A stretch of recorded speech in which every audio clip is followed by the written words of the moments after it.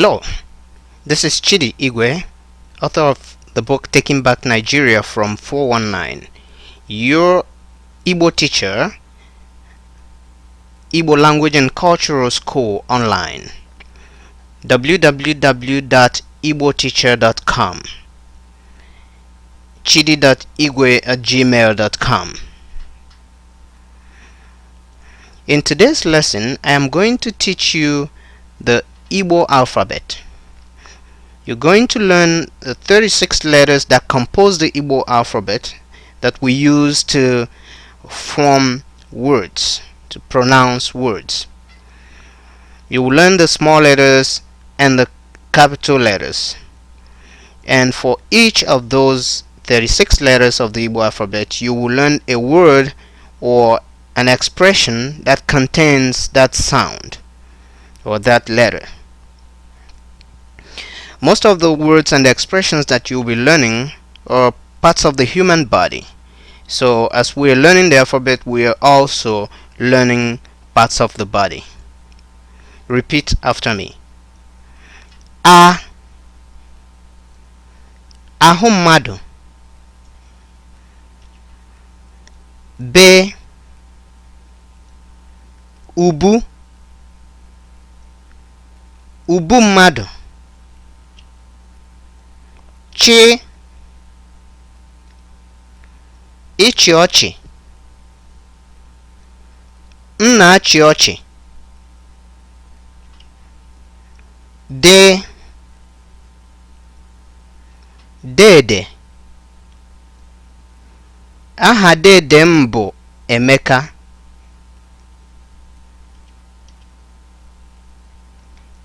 E, eze. Eze m dị ọcha. F, afọ. G, ngịrị afọ. Eriri afọ. Gb, agba.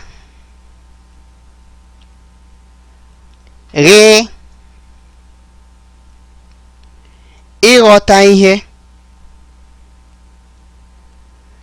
M ghọtara gị.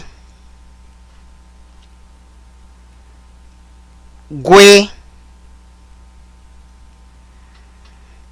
ịgwọ ọrịa. H, ihu. Onye ihu abụọ. I, ire. Lee ire m. Ị, ntị. Metụ ntị gị aka. J, imeji. Imeji m. K, ike. Ike m. Kp, akpịrị. Onye akpịrị. Kwe, ụkwụ. Ụkwụ ogologo. L, olu. M, imi. Lee imi m. N, ntutu. Ntutu isi. ṅị ịṅụ ịṅụ mmiri nwe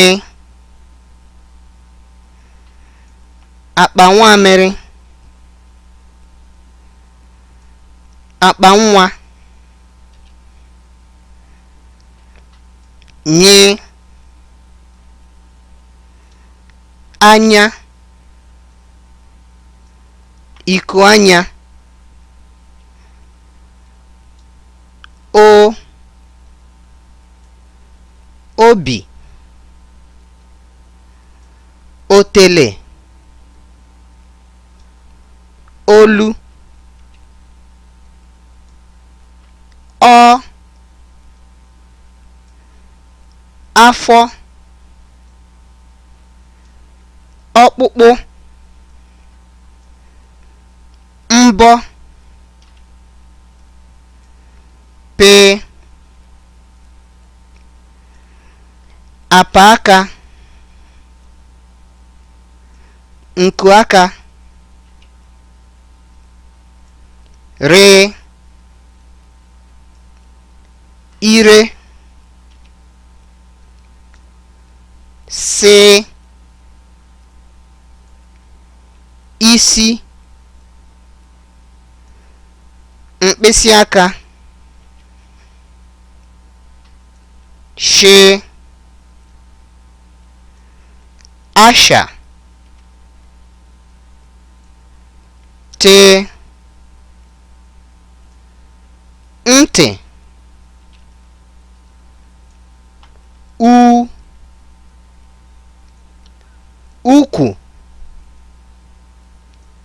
ubu o ụkwụ azụ v votu we wete ye oyi oyi ze eze ozi. This is where we stop this lesson on the Igbo alphabet. Your teacher has been Chidi Igwe, Igbo Language and Cultural School Online, www.igboteacher.com. For comments and questions, chidi.igwe@gmail.com. Dalu, Kemesia.